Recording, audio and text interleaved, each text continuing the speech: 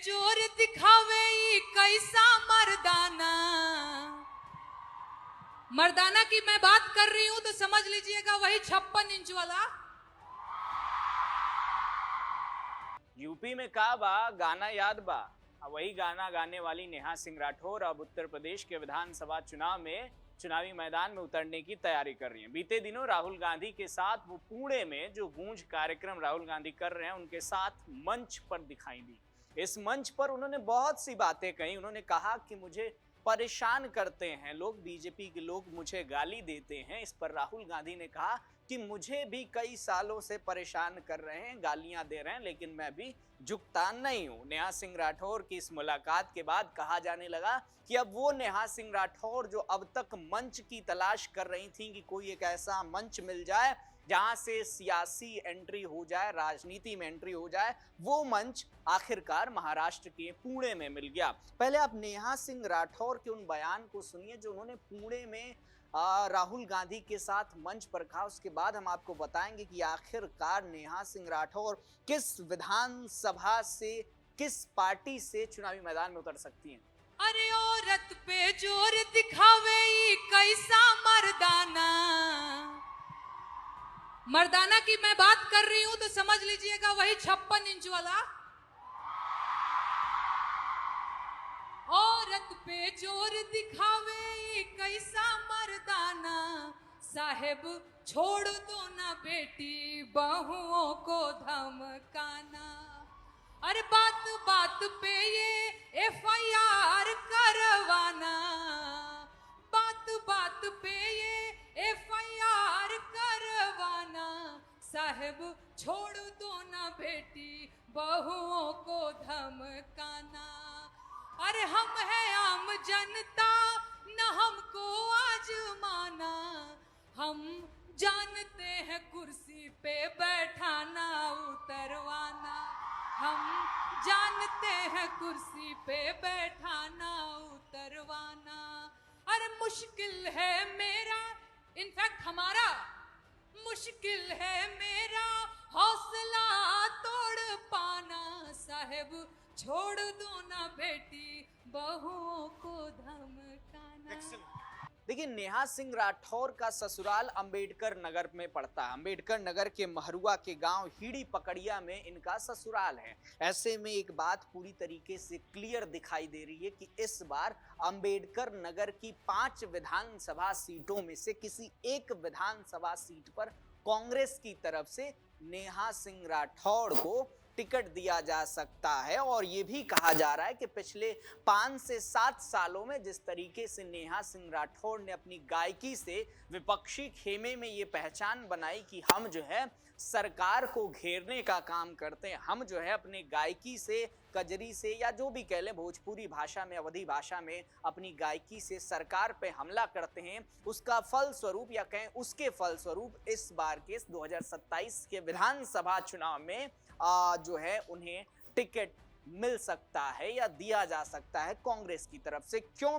क्योंकि कांग्रेस की तरफ से राहुल गांधी के मंच पर जब नेहा सिंह राठौर आती हैं तो उसके बाद कहा गया कि इससे बड़ा मंच तो कुछ हो ही नहीं सकता है टिकट की बात के लिए, क्योंकि वो नेहा सिंह राठौर जो यूपी में काबा गाने से पूरे देश में चर्चा में आई थी, जिन्होंने बताया था यूपी में काबा, हाई बा, फलाना बा, ढेकाना बा, अब उनको लेकर ये कहा जाने लगा कि अब उत्तर प्रदेश में बीजेपी के खिलाफ कांग्रेस की उम्मीदवार नेहा सिंह राठौर अंबेडकर नगर की किसी सीट पर हो सकती हैं। उसके इतर जब आप कहानी देखेंगे, उनके जो पति हैं हिमांशु, उनका भी राजनीतिक थोड़ा बहुत तो लगाव या कहें कि राजनीतिक तालमेल विपक्षी खेमे से रहा है। नेहा सिंह राठौर की नज़दीकियां समाजवादी पार्टी से भी हैं, अखिलेश यादव से भी हैं, और बीते दिनों जिस तरीके से पुणे में राहुल गांधी के मंच पर वो दिखाई दी थी, उसने एक बात पूरी तरीके से क्लियर कर दी कि अब आपको अजय राय या उत्तर प्रदेश के कांग्रेस के नेताओं से बात करने की जरूरत ही नहीं है।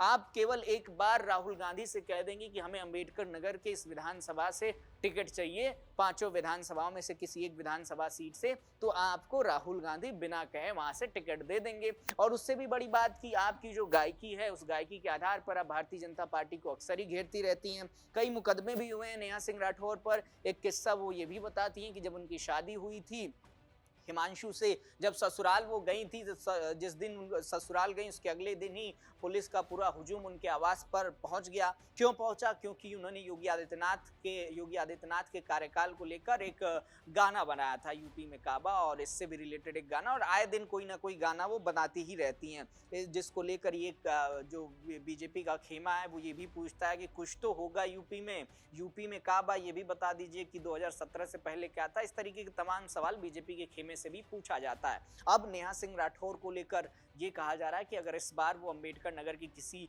सीट से उतरती हैं, किसी विधानसभा सीट पर उतरती हैं, तो देखना यही होगा कि जो लोकप्रियता या जो सोशल मीडिया पर ऑडियंस आ जाते हैं, क्या वो ऑडियंस उनके वोटों में तब्दील हो पाएंगे। क्योंकि बहुत बड़े बड़े सितारे जो सोशल मीडिया पर करोड़ों की फॉलोइंग्स रखते हैं, जब वो विधानसभा और लोकसभा में उतरते हैं तो वो हार जाते हैं। बड़े बड़े सितारे, भोजपुरी कलाकार भी बहुत से सीट हारे हैं, जो निर्दलीय भी लड़े, कई विधानसभाओं पर लड़े, वो हार गए। तो ऐसे में नेहा सिंह राठौर जो अंबेडकर नगर से लड़ना चाह रहे हैं, हालांकि अंबेडकर नगर से जो है लालजी वर्मा सांसद हैं, समाजवादी पार्टी के सांसद हैं, लेकिन इस बार अंबेडकर नगर में भी कहानी थोड़ी उलट है, क्योंकि बसपा का एक्टिवनेस इन क्षेत्रों में बढ़ गया। क्योंकि अंबेडकर नगर पहले बसपा का गढ़ माना जाता था। लालजी वर्मा भी बसपा के पुराने नेता हैं, वरिष्ठ नेता हैं, मौजूदा समय में सपा के सांसद हैं। ऐसे में अगर नेहा सिंह राठौड़ किसी विधानसभा से उतरती हैं, या फिर हो जाता है, मान लीजिए कि कांग्रेस उनको एक टिकट दे देती है, ले लीजिए, तो कितना संभावना होगा कि इस बात में कितनी सच्चाई होगी कि वो उस सीट को जीत जाएंगी